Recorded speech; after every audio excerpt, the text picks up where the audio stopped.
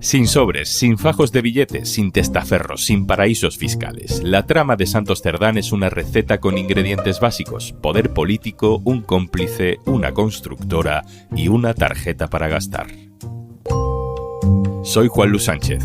Hoy en Un Tema al Día, el método Cerdán, corrupción en 5 sencillos pasos.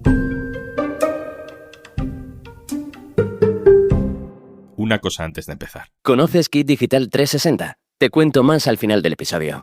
Así suena un político cuando sale de la cárcel. Lo primero que quiero decir es que se están hablando muchas mentiras y hay muchas manipulaciones en cuanto a la interpretación que se hacen de los 2 informes sobre mi persona. Yo confío que la verdad se imponga y que al final con esa verdad se haga justicia. Hace unos días salía de la cárcel Santos Cerdán, secretario de organización del PSOE hasta hace unos meses. Llevaba desde junio en prisión provisional a la espera de juicio. Ahora sale en libertad, pero no porque el juez crea que lo suyo es menos grave de lo que parecía, sino porque la investigación ya tiene más o menos lo que necesitaba y ya no ve riesgos de que Santos Cerdán pueda ir destruyendo pruebas por ahí. En los argumentos de Cerdán saliendo de Soto del Real no hay nada nuevo. Yo no fui, es un error de interpretación, la verdad saldrá a la luz, lo habitual. Negarlo todo y ya iremos viendo. Lo que sí llama la atención en este caso es la fórmula que presuntamente usaba Santos Cerdán para haber conseguido ser la mano derecha orgánica de Pedro Sánchez y a la vez cobrar comisiones por adjudicación de obra pública, sin formar parte del gobierno. Pedro Águeda, hola. Hola. Pedro Águeda, compañero especializado en información judicial, nos va a ayudar a desgranar lo que dice la investigación de la Guardia Civil sobre este método, esta pequeña obra corrupta de ingeniería para quedarse con comisiones y no ser visto, a pesar de que Santos Cerdán estaba en la cima del partido del gobierno en España. El primer paso de este método Cerdán es precisamente acaparar poder político. Primero en Navarra, luego cuando Pedro Sánchez se revuelve contra la vieja guardia del PSOE, pues oliendo ahí quizá la oportunidad, acercándose a él, Pedro, acumulando cada vez más peso. Santos Cerdán es un personaje clave en el ascenso al poder, a la Secretaría General del PSOE de Pedro Sánchez. Él ha desempeñado puestos muy relevantes. El primero, el secretario de Organización Territorial, en 2017, y después el secretario de Organización, el todopoderoso secretario de Organización del PSOE. El paso número 2 de este método Cerdán sería tener un cómplice. ¿Quién es Anchón Alonso? Anchón Alonso probablemente haya sido la gran sorpresa de esta investigación. Es un empresario radicado en Pamplona, con unos vínculos muy importantes con el mundo del nacionalismo, según teníamos entendido, desde la izquierda abertzale hasta la marca del PNV en Navarra, Jero Abay, pero que también hemos descubierto que los tenía con alguien muy importante del Partido Socialista de Navarra, con Santos Cerdán. Ellos describen una relación de amistad que les conviene también en términos de defensa para separarla de cualquier interés profesional común, pero lo que dice la investigación es que esa amistad iba más lejos y que los dos se beneficiaban el uno del otro. El paso 3 sería encontrar una manera de hacer negocio en la que tú no seas muy visible, porque si te ven te pillan. En este caso, esto tiene nombre de empresa, Servinavar. Pedro, ¿qué es Servinavar? Servinavar es una sociedad dedicada a unos conceptos muy genéricos, como suele ocurrir en estos casos, pero que estaría implicada en la construcción de obras, el desarrollo de infraestructuras. ¿Qué ocurre? Que Servinavar, en principio, pues es de un empresario, de Anchón Alonso, tiene una pequeña sede junto a la afamada Plaza del Castillo de la capital navarra, pero esa alianza con Acciona, que le depara más de 700.000 euros en su trayectoria desde 2015, hizo sospechar desde un principio a los investigadores. De hecho, en los registros de junio, esos que preceden a que conozcamos el informe de Cerdán, el teniente coronel de la Guardia Civil que dirige la investigación, Antonio Balas, elige de todos los registros que había por España el de Servinavar. Eso era un indicativo de que algo era importante allí. Bueno, no fue en Servinavar, sino en el domicilio del empresario, de su dueño, de Anchón Alonso, donde encontraron los guardias civiles un documento que se ha revelado clave para la investigación. Allí había un contrato para que Santos Cerdán adquiriera el 46% de la sociedad de Servinavar. Es decir, que se hiciera casi con la mitad de la empresa. Es un documento privado que Santos Cerdán defiende que nunca tuvo validez, que no llegó a ejecutarse. Dice que él, en 2015, con el auge de Podemos, según estaba la política en ese momento y el Partido Socialista, especialmente en Navarra, pues no veía mucho futuro aquello. Y bueno, un electricista de formación, técnico de mantenimiento, estaba pensando pues en cambiar de aires, en dejar la política activa y tener un futuro profesional. Pero que después de un fin de semana de discusión con su mujer, ese papel que había redactado y firmado con Anchón Alonso se quedó en agua de borrajas. Así que, según defiende el investigado, nunca ha podido beneficiarse de los contratos que firmara Servinavar porque Servinavar nada tiene que ver con él. Y sin embargo, Servinavar empieza a facturar mucho dinero. Y empieza a hacerlo porque se presenta a muchos concursos públicos con Acciona, que ya me dirás tú para qué necesita un gigante como Acciona asociarse a Servinavar.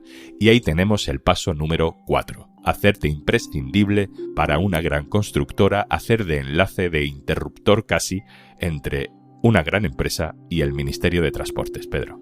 Efectivamente, el enlace entre el Ministerio de Transportes, en realidad, entre el ministro que había entonces en Transportes, José Luis Ábalos, y su asesor, Koldo García, y por otra parte, la empresa, la gran constructora española del IBEX, Acciona, en medio Santos Cerdán.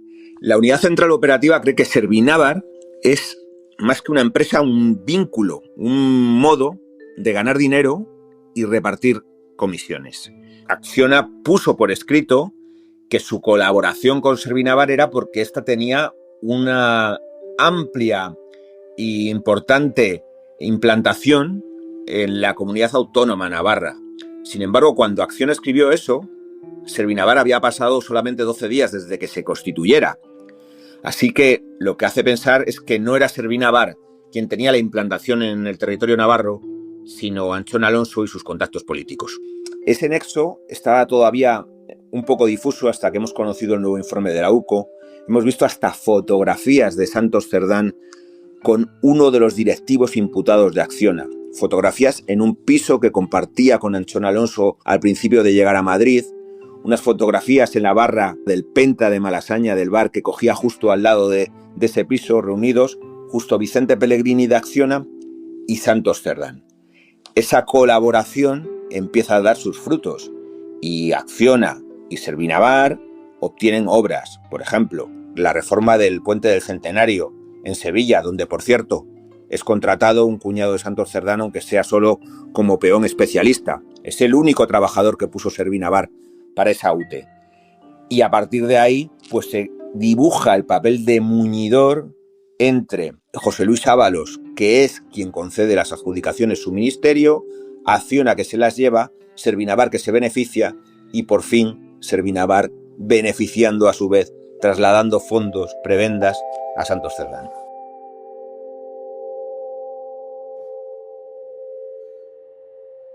Paso 5. Tener una manera de cobrar esas comisiones, esas prebendas por favorecer contratos públicos. El dinero que iba a Acciona en parte, y aparentemente todo legal, porque era una unión entre empresas en ese concurso, ese dinero iba a Servinavar, en la que estaba oculto, eso sí, Santos Cerdán. Y aquí, Pedro, el método es un poco más sofisticado, ¿no?, que simplemente que aparezcan unos sobres con dinero. Más sofisticado o más rudimentario, según lo mires, porque una de las dudas que teníamos era: ¿y dónde está el dinero de Santos Cerdán? ¿Cómo puede un secretario de organización del PSOE haberse corrompido y que no encontremos el rastro del dinero? Pues esa es una de las grandes novedades del último informe de la UCO. Es que no hay, por ahora, falta un informe patrimonial de la Guardia Civil que está en marcha, no hay cuentas en paraísos fiscales, no hay testaferros, hay el cobro de prebendas bastante rudimentarias, que no dejan de ser corrupción, pero me explico. La familia de Santos Cerdán trabajaba para Servinavar. En algún momento, o su hermana o su mujer han trabajado para esa pequeña empresa que se beneficiaba de su alianza con Acciona, que a su vez facilitaba a Santos Cerdán. Como hemos dicho, su cuñado encontró un trabajo también. Resulta que Santos Cerdán, según ubica la Guardia Civil los gastos de una tarjeta de crédito de Servinavar, era el que pagaba con esa tarjeta de crédito. No era mucho dinero, no, pues más de 60.000 euros. Un par de viajes con esa tarjeta, con su mujer y su hija, a Canarias y a Ibiza. 49 pavos en un restaurante que coge cerca del domicilio familiar, a casi 150 metros, que tampoco son muy elevados los costes de esas facturas, pero sumando, pues ya tenemos la prebenda, la prueba de la comisión del delito de cohecho por parte de Santos Cerdán. Sabiendo todo esto, Pedro, hay gente que se puede preguntar, oye, pero si de pronto se sabe todo esto, ¿cómo es que al día siguiente el juez dice, venga, pues ya puede irse en libertad provisional Santos Cerdán? Ahí hay una aparente contradicción que en realidad no lo es. Absolutamente. Parece contradictorio que cuando hay nuevas revelaciones sobre la implicación de Santos Cerdán salga de la cárcel, pero es que la cárcel era una medida, según defendía el juez y el fiscal anticorrupción, para que Santos Cerdán no pudiera obstruir la investigación, hablar con quienes daban el dinero, destruir pruebas.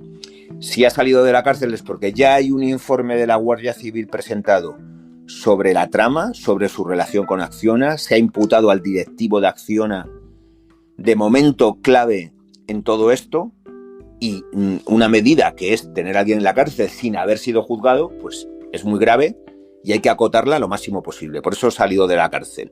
Por eso, y porque el informe definitivo, el informe patrimonial sobre Cerdán, ¿qué tiene Cerdán que no tenía antes de que todo esto empezara?, debe estar ya terminándose y próximo a que lo conozcamos. Pedro, por lo que sabemos hasta ahora, en este método hay algún indicio, alguna sospecha, algún hilo del que quede por tirar que pueda hacer sospechar de que existe una financiación irregular del Partido Socialista o de otras instancias del gobierno. Hasta el momento no hay un solo indicio, pese a todo lo publicado, de financiación irregular del Partido Socialista.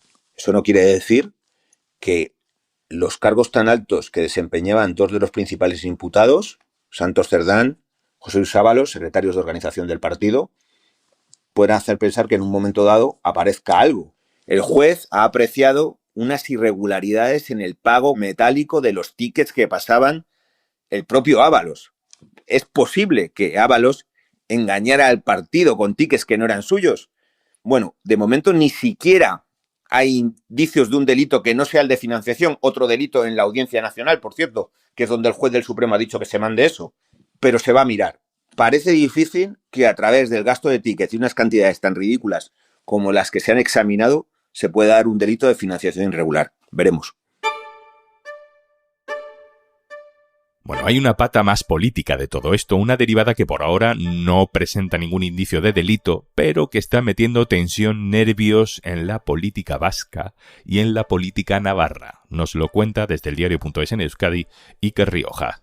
Hola Juanlu, ¿cómo estás? El informe de la UCO de la Guardia Civil ha abierto efectivamente una vía de agua al PNV y a su coalición en Navarra, Geroa Bai.